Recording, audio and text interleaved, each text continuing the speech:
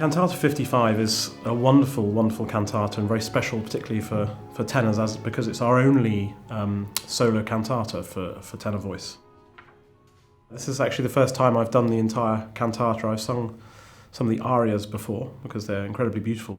I first came across this cantata when I was just 18 years old, still a student, in the very early days of learning how to sing properly.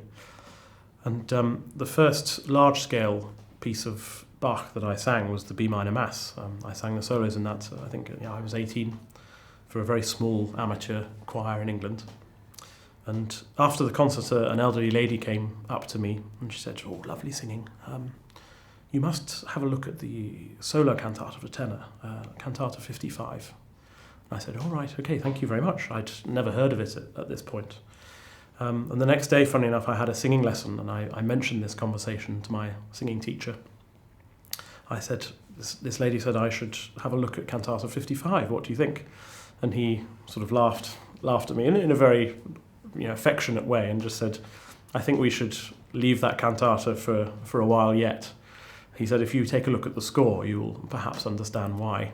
And so I duly went to the library and had a look at the score, and just looking at the first movement alone, I realised that I certainly wasn't ready for it. It's such a challenging piece and lies so high in the tenor voice, a lot of it, that certainly is not one for an 18-year-old unless you're totally fearless. It's a very personal cantata.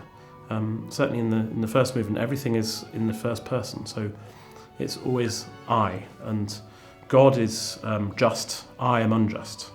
And the use of the first person there makes it so personal.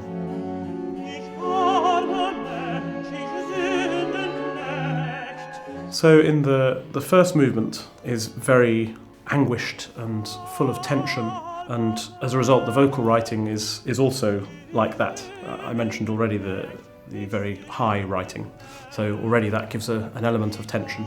It's also quite chromatic, which sort of gives this idea of being entangled and at great pains within oneself, which works really well, I think.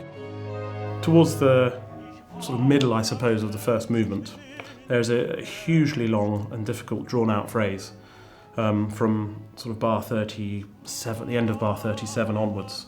It's a long, long rising passage, repeating Ich arme Mensch, ich Sündenknecht, ich arme Mensch, ich Sündenknecht.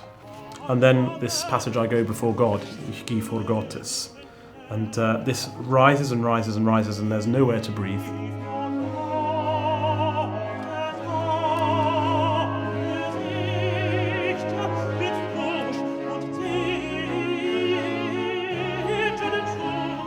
Going right up to a high B flat.